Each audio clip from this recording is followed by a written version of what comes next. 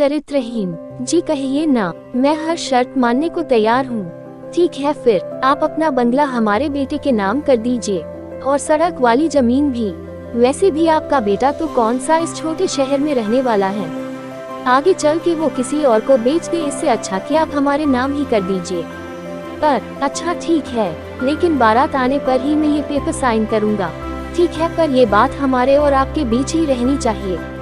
अशोक जी घर आने लगे तो पलट के सिर्फ इतना कहा कि मानव को ये बात कभी भी ना पता चलने पाए।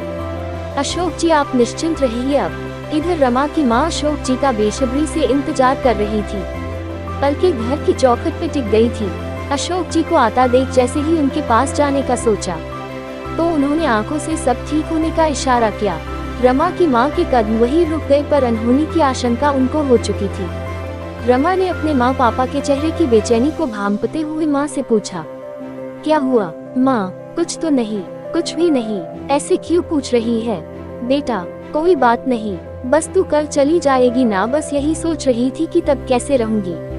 अगले दिन शाम को बारात आनी थी। अशोक जी ने सारी बात अपनी पत्नी और बेटे को बुला के बताई कि अब ये घर रमा के ससुराल वालों के नाम हो जाएगा।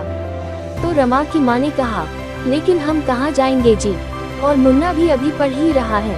कोई बात नहीं माँ, दीदी की खुशी से बढ़ के ये घर नहीं हमारे लिए, और 1 साल बाद तो मेरा MBA पूरा हो जाएगा, तब हम नया घर ले लेंगे, तब तक कहीं किराए का घर देख लेंगे। इतना सुनते ही रमा की माँ रोने लगी, किस बात की सजा मिल रही है हमें, काश वो अंधेरा आता ही न हमारे जीवन में। दरवाजे के बाहर रमा खड़ी सारी बातें सुन चुकी थी, अब सच्चाई उसके सामने थी। बारात दरवाजे पर थी, तभी मानव के पिता ने अशोक जी को बुलाया। अशोक जी जैसे ही उनके पास गए उन्होंने तुरंत पूछा, काम हो गया तो आगे की बात करें।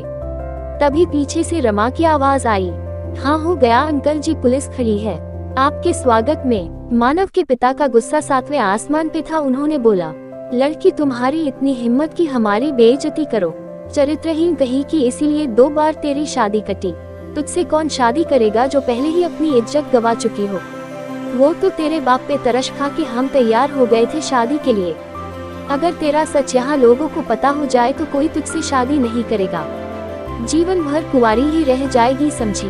फिर तो बहुत अच्छी बात है। अगर कोई 12 साल की उम्र में मेरे साथ हुए जबरदस्ती को मेरे चरित्र से जोड़ के देखता है, अगर किसी महिला का बलात्कार होने से वो चरित्रहीन और अशुद्ध हो जाती है, तो नहीं करनी मुझे शादी ऐसे इंसान से जिसकी सोच इतनी घटिया हो। और ये सच्चाई मैंने खुद बताई थी मानव को, ताकि वो किसी अंधकार में ना रहे।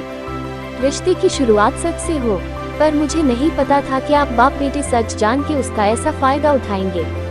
और हाँ, अब पुलिस को ये भी बता दीजिएगा कि मानव की पहली पत्नी 2 दिन में ही क्यों दुनिया छोड़ के चली गई थी। अशोक जी रमा की तरफ देखने लगे तो रमा ने कहा, हाँ पापा, मैंने ही मानव को अपना सच बताया था, और इन लोगों ने मानव की पहली शादी की बात हमसे छिपाई थी।